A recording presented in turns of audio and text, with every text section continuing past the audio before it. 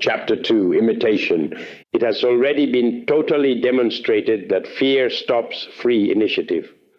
The bad financial situation of millions of people is, beyond any doubt, due to fear. A fearful boy seeks his dear mother and becomes attached to her in search for security. A fearful husband becomes attached to his wife and feels that he loves her even more. A frightened wife feels attached to her husband and children and thinks she loves them much more. From the psychological point of view, it is strange and interesting to see how fear often disguises itself in one's clothing.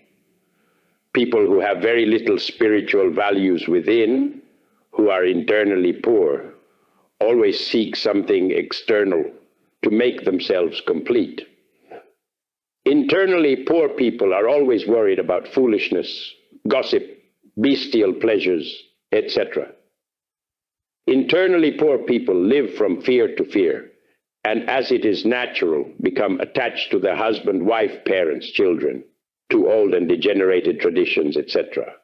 Every sick and poor, psychologically old man is usually full of fear and clings with infinite anxiety to money, family traditions, grandchildren, memories, etc., as if seeking security. This is something we can all see by carefully observing old people. Whenever people are afraid, they hide behind the protective shield of respectability, by following a tradition of race, family, or nation, etc. Actually, every tradition is merely a senseless repetition, empty and without true value. All people have a marked tendency to imitate others, and this imitating is a product of fear. People with fear imitate all those to whom they become attached. They imitate husbands, wives, children, brothers, friends who protect them, etc. Imitation is the result of fear and totally destroys free initiative. In schools, colleges, and universities, teachers make the mistake of teaching through imitation. In painting and drawing lessons, students are taught to copy images of trees, houses, mountains, animals, etc. That is not creating, that is imitating, taking a picture. Creating is not imitating or taking a picture. To create is to translate and vividly transmit with a brush a tree that enchants us, a beautiful sunset, a dawn with its ineffable melodies, etc. There is true creation in Chinese and Japanese Zen art, both abstract and semi-abstract. Any Chinese painter of Chan and Zen is not interested in imitating, taking pictures. Painters of China and Japan enjoy creating again and again. Painters of Zen and Chan do not imitate, they create, and this is their work. Painters of China and Japan are not interested in painting or taking a picture of a beautiful woman. They enjoy transmitting her abstract beauty. Painters of China and Japan would never imitate a sunset. They enjoy transmitting in abstract beauty all the enchantment of sunset. What is important is not to imitate, to copy in blank or white. What is important is to feel the deep meaning of beauty and know how to transmit it. But for that, it is necessary not to have fear, attachment to rules, traditions, fear of what people might say, or fear of the teacher's reprimand. It is imperative that teachers understand the necessity for students to develop creative power. It is clearly absurd to teach students to imitate. It is better to teach them to create. Unfortunately, human beings are unconscious, sleeping machines who only know how to imitate. We imitate other people's clothes, and out of that imitation emerge the different trends of fashion. We imitate other people's customs, even when they are mistaken. We imitate vices, we imitate all that which is absurd and that which is always repeated throughout time, etc. It is necessary for teachers to teach their students how to think independently.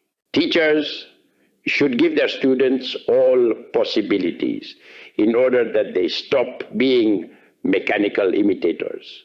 Teachers should provide the best opportunities available for students to develop creative power. It is imperative for students to know true freedom so that they learn to think independently and without fear at all.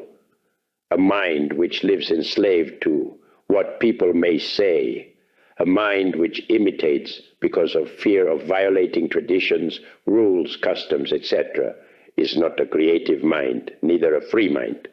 People's mind is like a house, closed and sealed with 7 seals.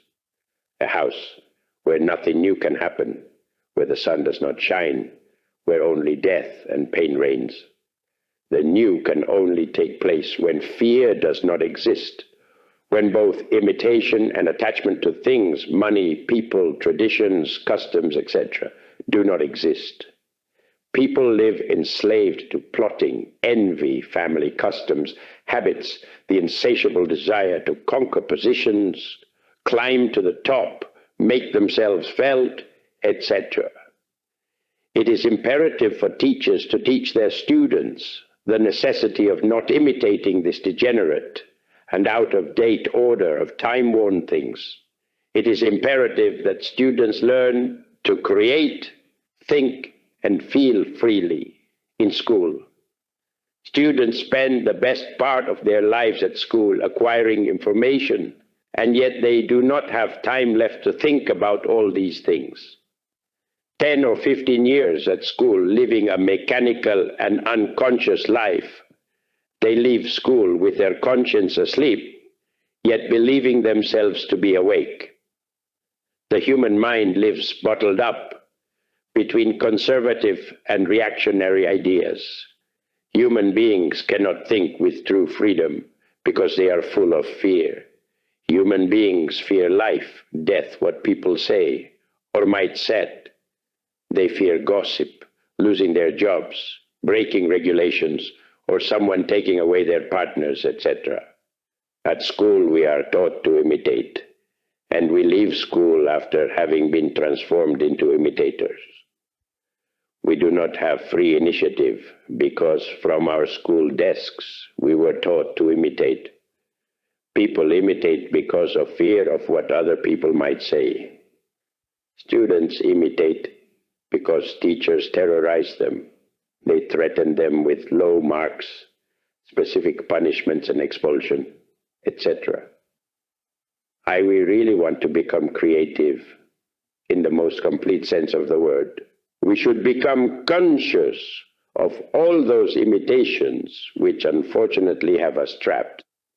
When we are already capable of knowing all those imitations and have very closely analyzed each of them, we become conscious of them, and as a logical consequence, the power to create is spontaneously born within us.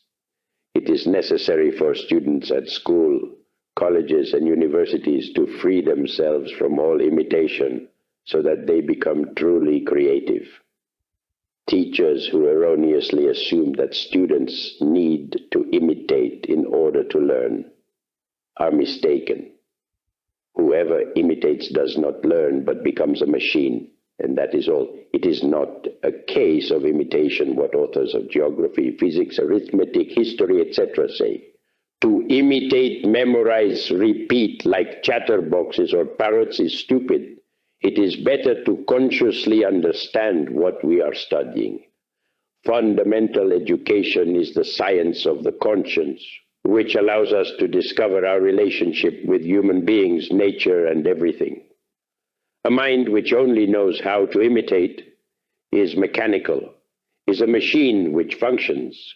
Incapable of creating, it does not truly think and only repeats. That is all. Teachers should be concerned about the awakening of conscience in each student. Students only worry about passing the school year. And later, once out of school in practical life, they become ordinary office clerks or child-making machines. 10 or 15 years of studies so as to come out transformed into talking machines. The subjects studied are forgotten little by little until at last nothing remains in the memory. If students become conscious of the subjects they studied, if their studies were not only based on information, imitation, and memory, matters would be different. They would leave school having acquired conscious, unforgettable, and complete knowledge, which would not be subjected to their unfaithful memories.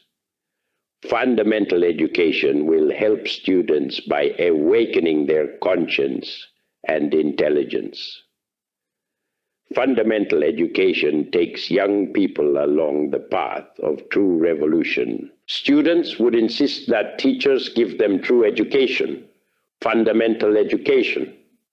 It is not enough for students to sit at school desks to receive information about a king or a war, but something else is needed. Fundamental education is needed to awaken conscience. It is imperative for students to leave school mature, truly conscious and intelligent, so that they do not become simple automatic parts of social machinery.